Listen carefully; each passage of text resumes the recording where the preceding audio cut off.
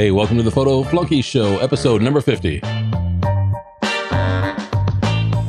Today we're going to be talking about bad photography habits. I've got a long list. This was easy to think up things. It's not a comprehensive list, but it's a place to start.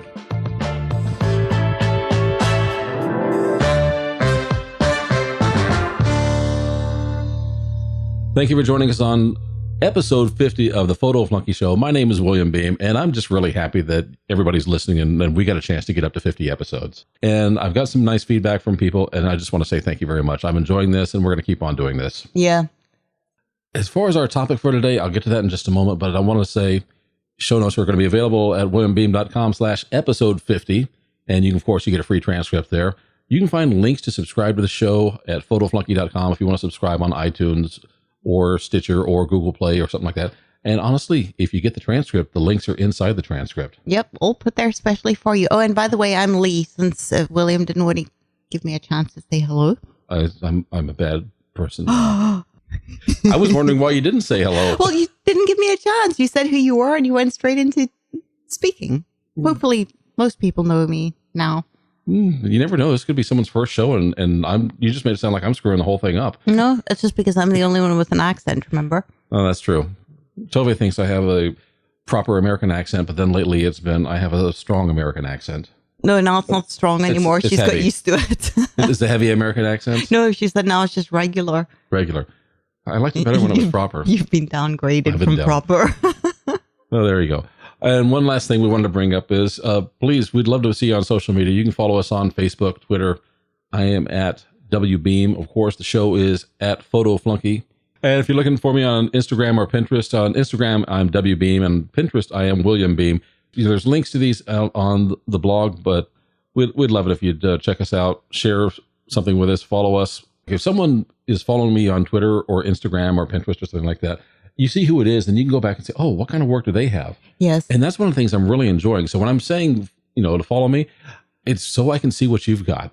Yeah. Well, I'm the same. I always, if someone follows me, I go straight to their profile to go and see if they've got something good. And a lot of the times I do follow them. I mean, some people, you know what Twitter's like. But I'm selfish. I want to see what you're doing. Yes. We like to read and follow. So let us follow you. Today, we're going to be talking about bad photo habits. And I have made every mistake that I think a photographer can make. And I try not to make them too many times in a row.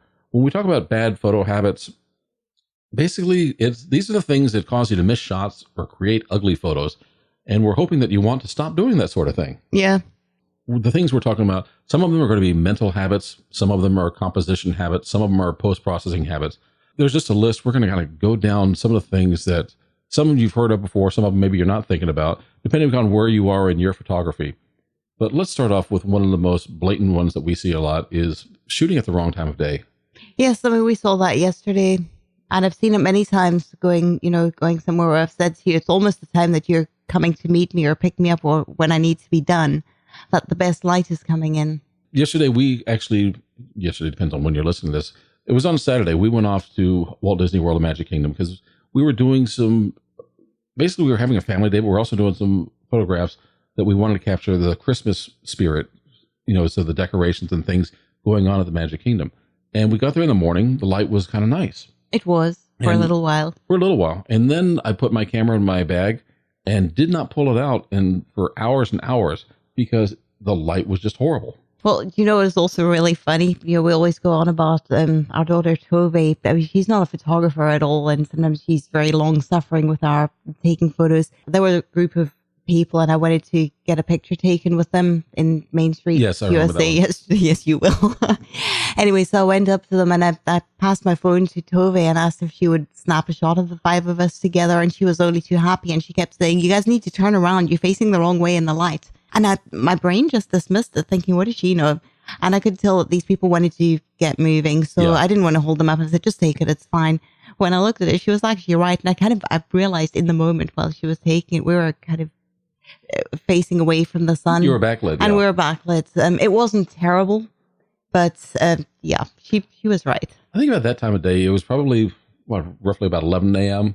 11:30 maybe. 11:30, something like that. Yeah. And so you had high, harsh light in there. Yeah. But that was the kind of thing that you're not necessarily shooting for art. You're saying, these are some cool people. I just want to get my snapshot with them. I'm a lot more forgiving for something like that. And I think a lot of people are. But when you're shooting for real memories, I think if these were people that you'd known, like when you had your lifelong friend that you hadn't seen in decades. Yeah. Those shots of the two of you together, we wanted to make sure everything was yes, just we did. right. And we made sure that the light was right. We got everything perfect for it. Quick snapshot with someone you never met and you're never going to see again. I don't really worry about that. It's fun, but that was documentary. But shooting at the wrong time of day, I kind of go back and forth on this, is because if you have to make a shot, then usually you can bring things to make it better. You can bring out a sheet or a blanket. But if you're not going to take that off to Walt Disney World. No, you're not. And there are a lot of places where it just doesn't make sense to take things. Exactly. So those are things when you're going out, capturing stuff of the moment. Yes, get a shot if it's something that you're not going to see a moment come again. But if you've got the choice, shooting in the morning, shooting in the evening, those are your better times. You're going to have a better quality of light. It's going to be side light is so much more beautiful. Yes. Softer light is so much more beautiful. Shooting at the wrong time of day just because it's convenient. Well, no one said photography was going to be convenient. No, it's usually not. No, I've spent hours waiting for the right time, or hours waiting for something to happen, or just getting someplace hours before something happened so I could get it at just the right moment. And then it rains. But that gave me another shot. Anyways, try to avoid the harsh daylight. If you don't have something where you can set up and put up a silk or a sheet, to diffuse the light and make things work the way you want to, then just get there at the right time and go enjoy yourself and do something else, or take a nap or a siesta when it's high noon. Yeah, have a drink first. All right, this one kind of goes back to what mistake I made when I got my very first DSLR, and I looked down and I said, all right, if I shoot in RAW mode, I only get this many photos. If I shoot in JPEG, I get hundreds of photos. Yep. Don't shoot in JPEG. You may get hundreds of photos, but honestly, you don't have enough detail and data there that you really want to go and work with in post-processing later on. You see, I did that at first. No. I did that for a couple of years. And you see, I don't really regret it in a way, because when I look at the photos that I took, yes, I had no intention of trying to I didn't have any editing software at the time. I wasn't planning to post-process them. And when I looked back, once I did have, Lightroom to work with, those shots, I'd moved on. And they weren't that great that I wanted to do too much with them. There were snapshots that I wished I could have fixed. I think that happens with a lot of people. They're going to be snapshots. But I was looking in Lightroom today at some of my older photos, and I thought, I wish I had shot those in RAW back then, because I could do something with them today that I didn't know how to do back then. Yeah. I eventually learned, and that's why I'm bringing this up as a habit to stop, is start shooting in RAW. Even if you don't have post-processing today, you will sometime down the road. Now, of course, there are going to be exceptions. If you're shooting sports, if you're shooting something, fast-paced, you don't need your buffer being filled up with a bunch of RAW photos if you know how to nail your exposure. But if you're starting off and you're kind of taking your time and you're just shooting out there, go ahead and shoot RAW. Even if you don't process those RAW photos today, you will one day, and you're going to wish that you had more data. All right, here's a composition one for you. Centering your subjects. I generally don't do it. I think a lot of people do, because it's easy. When you start off focusing, the center is right there in the center. And I look at photos. There are times when having something dramatically centered looks really good. And the rest of the time, it just looks like, okay, there's a boat, there's a person, there's whatever it is that you're shooting. But I think every DSLR lets you move the center anyway. It does. And get used to moving that center around. Look, Mom, the center's not in the middle. Yeah, put that focus point someplace off to the side. Whether you're going to use the rule of thirds or the golden ratio, start thinking about your composition and just get things out of the center. It'll make it much more interesting for the people that are looking at your photos. Yes. Along with that, shooting everything from eye level. I'm not too bad with that. I tend to move around quite a lot. That's why I hurt after I get through with a photo shoot, because I'm doing a lot of squats. Yeah, that's good for you. Yeah, it's good exercise, but also makes things look much more appealing. That's why photographers have nice rear ends. I'm not going there. All right, let me go back to shooting from eye level. Episode 50 is going to be one to remember, isn't it? The thing with shooting from eye level is, if you're shooting children, you're going to be looking down on them all the time. If you're shooting another person, you get a bit more power if you kind of kneel down and shoot up just a little bit. You don't want to be shooting up their nose and have too much of an angle, but you can kind of make things work. So, for example, if we were talking about shooting someone in front of Cinderella Castle, we're going to use that as our background. You don't want to be shooting straight out, because then you kind of cut off the top of the castle. That's true, yes. So you want to get down a little bit and you want to shoot up. It makes them look more powerful, stronger in your image, and it also helps your background just move around, get high, get low, just do something different besides eye level all the time. All right, you want to take the next one? Ignoring your background. Don't you hate it when you take and you see a photo that should be nice of a subject, but it's so, the background is so distracting that you can't really enjoy the subject. You can't do anything. I tell you, I'll give you one worse. I actually took a nice photo at the Epcot Food and Wine Festival on opening day. I actually sniped a shot of an elderly couple enjoying their little samples that they'd got to taste. And out of respect to them, because I didn't want to disturb them or ask them, they probably would have been fine with getting a photo taken. I didn't take a photo of their faces. I kind of took photos of their hands on the table. They were kind of sharing stuff and passing it across. And I framed the thing, and as I snapped the shot, the woman she must have had a crumpled up napkin in one of her hands, and she flung it across, and it ended up like right in the center there. It was in, and it just, everything else was perfect, but the napkin, it's not just the background. Get rid of the trash. Eliminate distractions, basically. But the thing I hate about with backgrounds is like if you're shooting someone by the ocean or a lake or, some body of water, I hate seeing the horizon line going through somebody's head. Yes. If you're shooting someplace and there's a bright light behind them, it's kind of really distracting from the subject. If you've got, I've been in some like buildings where people think, oh, this is a really cool place to shoot. And I'm looking around saying, all I see are a bunch of lines that are going to be going in and out of my subject's body. Yes. I think simplicity is your friend. If you can't remove some of those things, then get a longer focal length and shoot it wide open and just kind of defocus and blur out that background. Bokeh is your buddy. Yes. Here's one that Lee brought up, and that is not thinking about how you're going to use the photo. A lot of times we're told to get in tight, fill the frame, but sometimes that can kind of bite you. Yes, it can. And I have a terrible problem. It's something I've always been aware of it. And no matter how much I try, it's just something I have to learn to deal with and I have to keep in mind. But I lean to the right whenever I hit the shutter. I tend to lean my camera to the right, which means I'll always have to straighten. And that because I like to get in on details, I tend to shoot with quite a tight crop. And I never leave myself, or usually forget to leave myself enough wiggle room. So something always has to give.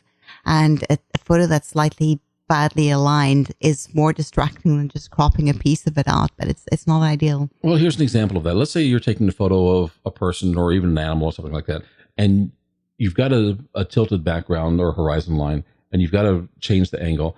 And then after you crop it, you realize you just cut off their feet. Yes. And then you've got an awkward crop, right at their ankles. It just doesn't look right. No. Sometimes it helps. Give yourself some space. The other thing you want to think about is how you're going to use the photo. So if you're going to put this on Instagram and you want to do a square crop, then you need to shoot, not as if you have the entire frame to use, but you need to make sure that you're making your composition within the square that you want to use. Yeah, you want to have, in other words, you want to have enough spare space on the left or right, or if you're in portrait mode on the top and bottom, you need some spare space, or if you've got your subject on the left or right, you need to have quite a bit of spare space on the other side. One of the things I do quite often for blog posts and social media is I'm shooting with the intention of a 16:9 crop. So I can't necessarily go in there and fill the frame and then expect it to work on that kind of crop. Yeah, I learned the hard way with that when I first started shooting photos for our other website, for Orlando Local, because that is not the typical crop that I used to use. I'm a square crop person. And when I came back, a lot of my photos where I really struggled because I hadn't left room on the top and bottom. I'd kind of left it to the sides. So when you go out and shoot, it's not just thinking about the photo you're going to take, okay, I got it. And then when you go back to use it, that's what you really need to think about is your end. What are you going to do with this photo? Yeah. Are you composing it in such a way that you can crop it as you need to be? Can you change the angle or, tilt it around a little bit?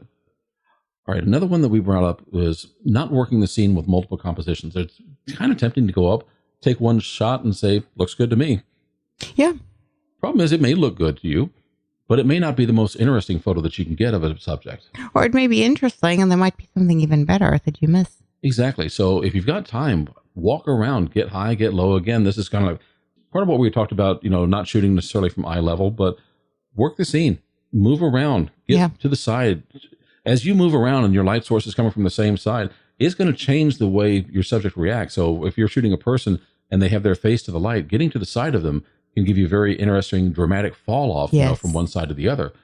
And the same thing is true like with architecture. You can have a lot of fun, especially with tall buildings, just kind of looking at angles of light and walking around and seeing where are the reflections, where are the places where you're going to get a gradation or a fall off of light.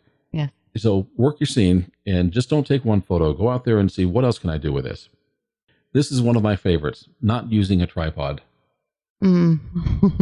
And you don't really like your tripod that much. Oh no, I do like my tripod. It's not that at all. It's just I actually need a tripod more than I use it, and I should use a tripod most of the times because I just don't have a steady hand, and I know that. Handheld HDR for me was just never going to happen. I've done handheld HDR in a pinch when I knew there were places I went where I couldn't take a tripod. So when I went to the U.S. Capitol, I could not take a tripod in there. And busy places, you can't take a tripod around. So I shot with a very wide angle lens. There are so many circumstances where a tripod is going to be a buddy to you. Fireworks are one of the examples that you and I share. HDR, if you're doing bracketing that nature, if you're going to do a long exposure or you're going to do time lapse, you want to make sure that you've got a stable platform for that. But another one is portraits. And what I'd like to do is get the model who is in his or her space, put the camera on the tripod, and then I don't want them looking necessarily at my face hiding behind there. I want them to see me, and I want to be able to talk to them. And I'm just got a cable release, and I'm clicking and clicking when I think I see something right. Yeah. So it's much easier, I think, to get a good shot of a portrait when you're looking at your subject rather than looking through a viewfinder. That is true. You've got tunnel vision in a viewfinder, literally. You already know what your view looks like. You know where your edges are, both top and bottom and side to side. Trust it, and then go ahead and actually pay attention to your model. Yes. It's a novel concept. And engage. All right, here's another one that you want to get past is an I'll fix it in post-processing attitude. Yeah, I don't ever think that. And there are times where you look at something and think, oh, I hope I can save this. But honestly, I never take a photo and think I'll fix it later. I don't want to take something thinking I have to save it. If I have to save it, to me, then it's not a good shot in the first place. But it's not necessarily just that. It's also, if there's something in the way of your shot, go take it out. Eliminate distractions by actually walking over and picking them up. Yes. You know, it's like you mentioned that napkin. Yes. It's like you don't want to try and say, oh, I wonder if this clone stamp will work or the healing brush will take care of that. Oh, I didn't even bother. I just, my mind said I didn't get the shot. Yeah, I would rather just say, let's fix the shot, get it as best as I can in camera, and then go ahead. And post-processing should be to finish your photos, not to try and change them. Another example I want to bring up is not looking at other people's photos. It's kind of hard to grow if you don't see what's happening on in an art community beyond yourself. That's very true. I've learned a lot from other people. And another thing is not necessarily photos from the same genre that I like to, where I like to operate. It's not necessarily photos that are to my taste in style, but I've still learned a lot from other people. Well, I think what you learn is even if you're not really happy with the subject matter, or maybe it's not your thing, you can still see the creativity that a photographer puts into his or her shot. Yes. You can see their use of light. You can see how their composition works. You can see how lines go. All those things build up in your head. So next time when you go out for a shoot, you've got something extra in your toolbox to kind of put out and use. Yes, that's true. And the last thing that I wanted to bring up for a list of bad habits is being too technical instead of being creative. It's very easy at the beginning to start thinking about exposure triangle and think about which ISO am I using, which aperture is going to give me the right depth of field and all that stuff. Those aren't the important issues. You want to come up with your creative idea first, and then you let the technical stuff be the choices that support your creativity. I think what happens is initially you kind of need some understanding of how the technical side works so that you can use it the way you want to use it. The problem is that you start out like that and you're thinking of these things. You get to a point where it becomes almost automatic and in a sense that you do have the understanding, but you've programmed yourself to consciously think about it, and you make that becomes, the most important thing. Whereas the most important thing is go and take your shot. Yes. And we came up with a few kind of what if scenarios to kind of help you with your creativity and also to help you get away from some of the bad habits. So for example, what if you just use one lens? That takes away a lot of your, I guess some of the technical aspects of it. Don't worry about, it's like, do I use this lens or that lens? You overthink things, trying to decide what gear to use.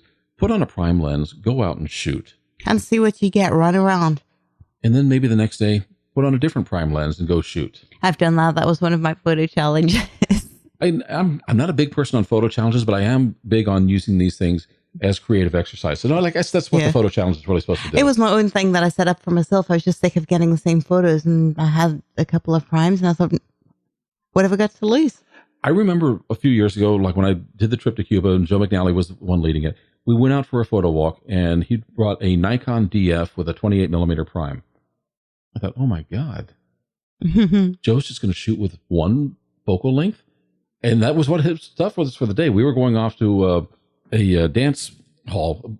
I don't know how else to describe it. It was kind of like a modern dance place where they were going to do their warm up. And they did a performance. He did everything with that 28 millimeter lens. And being Joe, he got some great shots. I'm sure he also got some ones that he kind of wished he didn't get. Yeah. But it was very nice for me to see someone as experienced as he is, someone, that's working as a high-end professional photographer, still going off and saying, what can I do with just this? Well, I shot an entire live performance with my little cheap nifty 50. The reason I did that, it was the only fast lens I had. Yeah. And honestly, I've shot that show many times since, and I think the photos I took the first time, despite that I knew less, are probably still my favorites. And I think we tend to rely upon being able to quickly change our focal length. We can zoom in and out, and I do that. I've got my 24-70 is probably my most used lens. Mm-hmm. But sometimes, even if you just use one lens, you might want to even take it back to a prime and just go out and shoot with something that says, you've got to move around and makes you think a bit more about how your composition is going to go. Another one is, what if you shoot the same subject a different way each time? Now, what inspired me with this was a Russian photographer. He's a businessman. He traveled around the world with his girlfriend. And you've probably seen this on Instagram. He's got 4.4 million followers. And all of the shots are very much the same. His girlfriend is walking in front of him with her arm back, and he's holding her hand and taking the shot. Same kind of thing, but in different places. And it captured a lot of people's imagination to see going through the world with her just leading him along. It's like, forget the camera, come on with me, honey. Yeah, no, it is nice. It gives you a sense of movement forwards. It did. And it was just a wonderful thing to see that kind of shot in so many different places, different outfits, different styles all the time, but still the same kind of pose, I guess. Yeah. So what if you shot the same subject a different way each time? Doesn't have to be a person. You can shoot an object. You can go find a building in your town or maybe an old tree or something like that. Do the same thing. Shoot at different times of the day. Shoot at different seasons of the year. Shoot parts of it instead of all of it. But kind of explore, what is it like to shoot the same subject a different way each time? So in other words, you don't go out there and just take a picture of a tree 50 times. You've got 50 different pictures of the same thing. Yes. Make it interesting. See it from a different angle. Yes, and that helps you the next time you're going out. It's like, well, maybe since I've shot this tree so many times, maybe I can think of a way to shoot my next subject differently. Yes. And finally, this is one that I've brought up before, but what if you stopped thinking about being a photographer? What if you stopped looking for a photo and instead thought about, what is the story I'm going to tell? And that's going to change the way you compose your photo. It's going to change the moment that you click. It's going to change maybe how you let the light come in. I don't know exactly everything that's going to happen. It depends on what your subject is. But if you want to capture a photo that's going to tell a story in one click, you've got to put a lot of thought into it. And that thought is really what's going to help you decide how to kind of drop some bad habits and maybe create some new ones. Did I just say create new bad habits? Yes, you did. Okay. Create good habits that are new, not bad habits. Oh, is this show over yet?